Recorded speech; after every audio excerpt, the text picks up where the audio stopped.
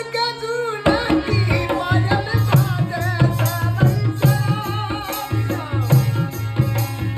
Friends, क्षमा करनी, कैसे हैं आप लोग। आई होप आप सब अच्छे होंगे, मैं भी अच्छी हूँ। बस अभी मैं रेडी होकर अब जा रही हूँ नीचे गनगौर पूजने के लिए। आज है गनगौर का 14th डे। अब तो 2-3 दिन की गनगौर बाकी है, बस होने वाली है कंप्लीट गनगौर। क्योंकि अनुराधा भी रेडी हो गई है, बस हम लोग अब गनगौर पूजने वाला है। तो मैं आज आपको पूरा गनगौर का पूरा प्रोसेस दिखाने वाली हूँ कि कैसे हम लोग कैसे पूजते हैं। मतलब वैसे नॉर्मली ये होता है कि सबके यहाँ अलग अलग रिवाज होता है, अलग अलग तरीके से पूजा जाता है। हम लोग कैसे करने वाले हैं, गनगौर पूजा कैसे करते हैं प्रॉपरली, मैं वो आपको दिखाने वाली हूँ। तो चलो मैं आपको दिखाती हूँ नीचे चल के। ये पतिदेव का न्यू लुक। तो यहाँ मैं और अनुराधा स्टार्ट कर रहे हैं पूजा। आप लोगों में से काफ़ी लोगों ने पूछा था कि आप जिनके साथ पूजा करते हो वो कौन है। तो ये मेरे देवरानी है, मेरे काकी सास के बेटे की बहू।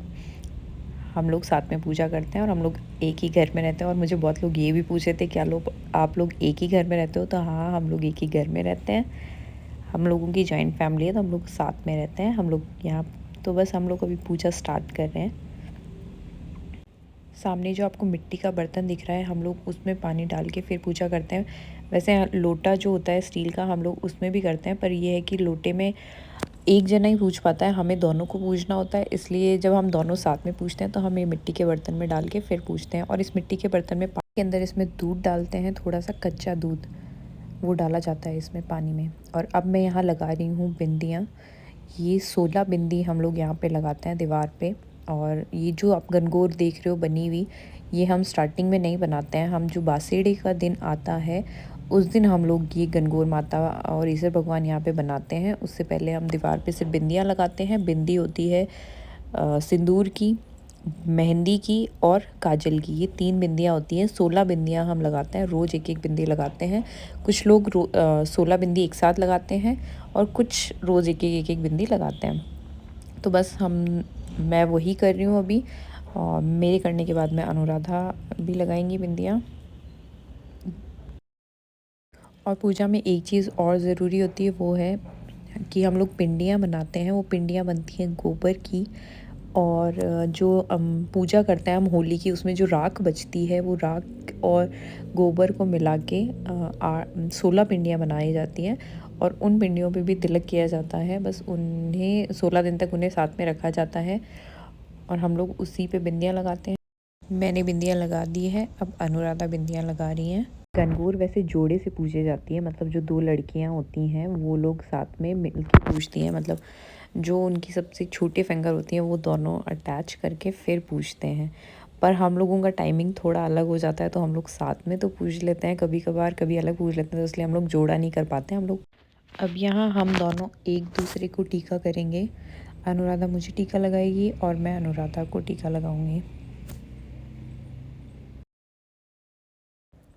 यहाँ हमने पूजा के लिए घास हाथ में ले ली है। घास के कुछ तिनके जो होते हैं वो, उनसे हम पूजा करते हैं। घास भी कह सकते हैं, हम इसे दूब कहते हैं। मोस्टली हमारी लैंग्वेज में जो राजस्थानी है, हम लोग इसे दूब कहते हैं कि दूब से पूजा करते हैं। तो बस अभी हम लोग गनगौर माता की छींटे दे रहे हैं और काकी से यहाँ बना रहे हैं हमारा वीडियो। हम लोग तो ये करते हैं कि पहले 16 बार गनगौर माता के छींटे देते हैं, उसके बाद हम अपनी चूड़ियों पर छींटे मारते रहते हैं जब तक हम कोई गीत गाते हैं उसके साथ में, उसको बोलते टाइम। तो मैं वो गीत आपको थोड़ा बहुत सुनाती हूँ, परफेक्ट तो मुझे नहीं आता है, बस मैं पूजा के टाइम वो गीत गाती हूँ।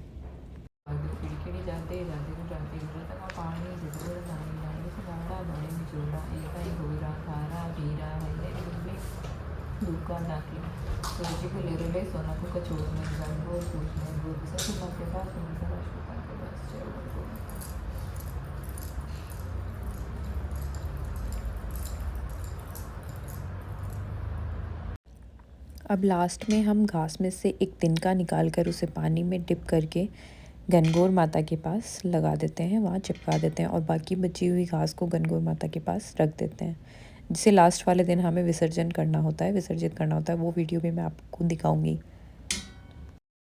तो यहाँ मैं बना रही हूँ घाघरा। इसे घाघरा बनाना बोलते हैं। पानी जो होता है गनगौर पूजा का, उसे लेके गोल गोल घूमना होता है और एक गोल सर्कल बनाना होता है, जिसे हम घाघरा कहते हैं। यहाँ अनुराधा भी यही कर रही हैं। ये घाघरा बनाने से पहले हम लोग सूरज जी को अर्घ देते हैं, वो जो हम दोनों साथ मिलके देते हैं, पर कोई वीडियो बनाने वाला नहीं था तो मैं नहीं दिखा पा रही हूँ इसमें आपको। अभी मैं अंदर आके गणगौर माता की पगा लाग रही हूँ और उसके बाद बड़ों के धूप देते हैं। फ्रेंड्स, गणगौर पूजा हम लोगों ने कर ली है। मैंने आपको दिखा दिया कि हम लोग कैसे करते हैं गणगौर पूजा। मोस्टली ये होता है कि सब में अलग अलग रिवाज होता है। जैसे मेरे गांव में, मेरे ननियाल में भी अलग अलग रिवाज हैं। मोस्टली जैसे सिंहासन में जो है, ससुराल में वहाँ कुछ अलग तरीका होगा। मतलब हर जगह का कुछ एक अलग तरीके से पूछते हैं। मतलब पूछते तो नॉर्मली वही तरीके से हैं, बट ये होता है कि कुछ कुछ चीज़ें चेंज होती हैं। जैसे कोई पानी के अंदर दूध डालता है, कोई पानी में छाछ डालता है, किसी के यहाँ पाटा जो रखते हैं उसके ऊपर उसको भी धोते हैं कुछ लोग। मतलब सबका अलग अलग है, सब अपने अपने हिसाब से पूछते हैं। पर मोस्टली गणगौर में यही है कि आपको धूप से 16 दिन तक गणगौर माता के छींटे देने होते हैं। मोस्टली वो चीज़ है, बाकी सब अलग अलग होता रहता है। सब में जो चाहे जैसे चाहे वैसे पूछ सकते हैं। बस 16 दिन आपको तैयार होके या कभी, मैंने तो जैसे शादी से पहले भी गणगौर में पूछती थी, तो उस टाइम बस ठीक है, आप जब अपने ड्रेस पहन रखी है मैं तो उसी में पूछ लेती थी। अभी शादी के बाद में रखड़ी शीशफूल रखड़ी बांधना ज़रूरी होता है, तो फिर लहंगा ओढ़ने में पूछ लेते हैं। और अगर किसी दिन जैसे हो गया कभी, पहले जैसे जब नई थी उस टाइम पे ये भी था कि मेरे एग्ज़ाम्स वगैरह होते थे, तो उस टाइम मेरे को बहुत जल्दी होती थी, तो होता था कि मैं जिस ड्रेस में होती थी, सूट वूट में होती थी, मैं उसमें भी पूछ के चली जाती थी। इतना वो ज़रूरी नहीं है कि आप तैयार होके ही पूछो, बस ठीक है मैं तो पूछ लेती थी जैसे होती थी। तो अभी मेरे पास बहुत टाइम है, तो मैं आराम से अच्छे से तैयार होकर पूछ लेती हूँ। नहीं हो टाइम तो फिर आप नॉर्मल वैसे भी पूछ सकते हैं। मतलब मोस्टली मेरा तो मानना ये है कि गणगौर माता की पूजा ज़रूरी है, चाहे आप किसी भी ड्रेस में कर रहे हो, कैसे भी कर रहे हो, तो वो ज़रूरी होता है। तो बस हम लोगों ने तो आज की पूजा कर ली है। अब मैं करूँगी नाश्ता, उसके बाद मैं लाऊँगी कावी को। उसके बाद मुझे जाना है झारखंड महादेव मंदिर, क्योंकि आज मंडे है। तो मैं मतलब मंडे तो मेरा कोई ज़रूरी नहीं है, बट मैं मोस्टली ये है कि वीक में एक बार लगभग चली जाती हूँ, एक बार दो बार जब भी हो मैं चली जाती हूँ। तो आज मंडे भी है, कावी को लाना है, तो उसी टाइम पे मैं कावी को लेके फिर निकल ही जाऊँगी आई थिंक। चलो तो मिलते हैं आपको मंदिर में।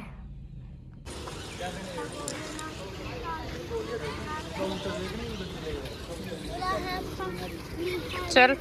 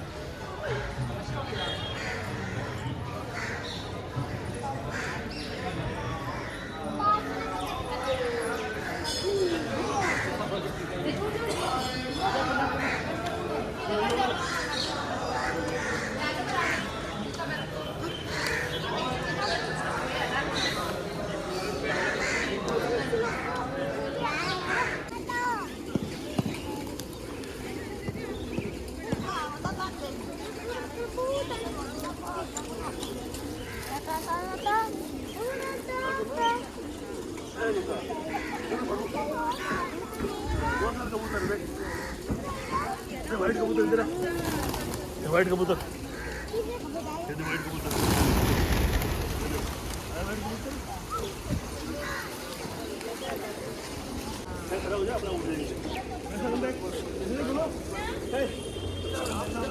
कर दिया, डस्टबिन में डाल दो। ये रहा देखो। मंदिर में दर्शन हम लोगों ने कर लिए हैं। अभी हम लोग मैं और कावी निकलते हैं घर के लिए। यहाँ आंटी रख रहे हैं प्याज, बहुत सारे प्याज आए हुए हैं तो इनको रख रहे हैं कहीं पे। अभी मैं दाता को जिमा रही हूँ खाना, बस दाता खाना जिम रहे हैं तो मैं उनके लिए खाना बना रही हूँ।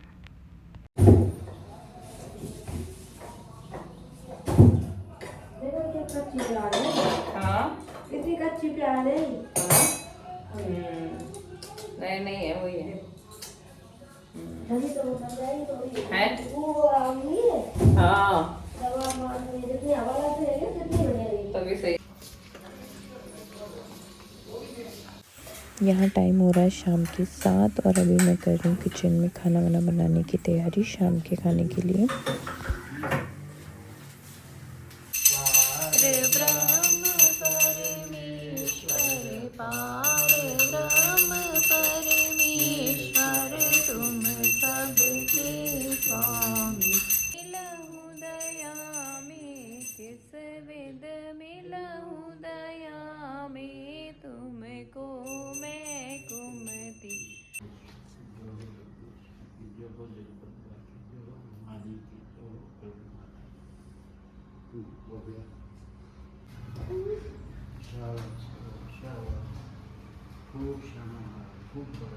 तो फ्रेंड्स अभी हो गया है मेरा सारा काम फिनिश, बस दाता ने खाना छीन लिया है। अभी मैं बिल्कुल फ्री हो चुकी हूँ, 8:30 बज चुके हैं। हम लोगों का भी खाना वाना बन गया है, बस अब खाने ऊपर ले जाके बस खाना खाएंगे थोड़ी देर बाद। अभी तो पतिदेव भी लेट ही आए थे ऑफिस से, क्योंकि अभी मार्च चल रहा है तो इनके भी ऑफिस में काम रहता है, क्योंकि गवर्नमेंट ऑफिस में भी वही मार्च में काफ़ी काम रहता ही है। इस टाइम पे गवर्नमेंट हो सेक्टर हो या प्राइवेट सेक्टर हो, इस टाइम पे मतलब सभी में मार्च के टाइम में काफ़ी काम रहता है। तो बस इनके ऑफिस में भी काफ़ी काम वाम था, तो काफ़ी लेट ही फ्री होके आए हैं। बस अभी हम लोग खाएंगे खाना वाना। तो आज का काम बहुत जल्दी से लट गया मेरा, 8:30 बजे तो मैं एकदम फ्री हो चुकी हूँ, क्योंकि दाता आए हुए रहते हैं जब जयपुर तो बहुत सही हो जाता है, क्योंकि दाता का रूटीन फिक्स है कि उनको जिस जिस टाइम खाना खाना होता है एकदम टाइम फिक्स है। तो उस अकॉर्डिंग मेरा भी काम बहुत सही टाइम पे फ्री हो जाता है। नहीं तो मैं सोचती रहती हूँ अब क्या बनाऊँ क्या बनाऊँ। दाता जब यहाँ होता है तो एकदम परफेक्ट टाइम पर मेरा काम फ्री हो जाता है। तो बस खाना वाना सब हो गया है दाता का, बस मैं अब फ्री हूँ। तो आज के क्लिप में मैंने आपको दिखाया कि हम लोगों ने कैसे गणगौर पूजा की। गणगौर पूजा की जो भी सारी तरीका होता है वो सब मैंने आपके साथ में शेयर किया है। और शाम को जो मैंने आरती का वीडियो डाला है उसके लिए मुझे पता है कि काफ़ी कमेंट आने वाले हैं कि पैसा या जीजा जो भी आप बोलने वाले हो कि मंदिर सीढ़ियों के नीचे नहीं होता है। तो मैं ये बताना चाहूँगी कि ये मंदिर सीढ़ियों के नीचे नहीं है, क्योंकि जस्ट नीचे नहीं कह सकते हैं इसको, क्योंकि इसमें आगे लकड़ी का फ्रेम है, उसमें फिर मंदिर है। और ये भी रीज़न है कि जब ये घर बना था 15-16 साल पहले आई थिंक, तभी ये मंदिर वहाँ पे था। तो पंडित जी ने पूजा वूजा करके अच्छे से वैसे मतलब पंडित जी ने और जो होता है सारी वास्तुशास्त्र उसके अकॉर्डिंग सब कुछ करके ही दाता ने वहाँ पे बनवाया था। बट ये था कि लोगों ने बहुत बोला कि वहाँ नहीं होता है वहाँ नहीं होता है। तो बीच में ऐसा भी हुआ था कि दाता ने वहाँ से चेंज भी किया था 3-4 साल के लिए। जब मेरी शादी की वीडियोस वगैरह मैं आपके साथ शेयर करूँगी तो आप देखोगे कि वहाँ मंदिर दूसरी जगह है, पर वो ज़्यादा सूटेबल नहीं था घर के लिए, तो वापस वहीं पे चेंज किया था। तो मैं आपको ये सब इसलिए बता रही हूँ क्योंकि लास्ट टाइम मैंने जब इंस्टाग्राम पे जब भी कोई ऐसा वीडियो डाला है जिसमें मंदिर दिख रहा है तो उसमें इतने कमेंट आए हैं कि मंदिर सीढ़ियों के नीचे नहीं होता है। तो इसलिए मैं आपको यहाँ पे ये चीज़ एक्सप्लेन कर रही हूँ, क्योंकि इंस्टाग्राम पे मैं हर किसी को अलग अलग से जवाब नहीं दे पाती थी फटाफट, मतलब नहीं बता पाती हूँ हर कमेंट के नीचे मैं नहीं बोल पाती थी कि भाई ऐसा रीज़न है इसलिए ये मंदिर सीढ़ियों के नीचे है। तो मैं इसलिए मैंने आपको यहाँ पर ये चीज़ बताई है कि इस रीज़न से हमारा मंदिर जो है वो सीढ़ियों के नीचे है। तो बस आज का सारा मैंने आपके साथ शेयर किया जो मैंने किया। तो आज के वीडियो का मैं करती हूँ एंड। आज का व्लॉग आपको कैसा लगा ये मुझे कमेंट करके ज़रूर बताना। एंड प्लीज़ मेरी वीडियो को लाइक करना, शेयर करना एंड कमेंट करना, और ऑल्सो मेरे चैनल को सब्सक्राइब करना। Thank you so much, bye bye.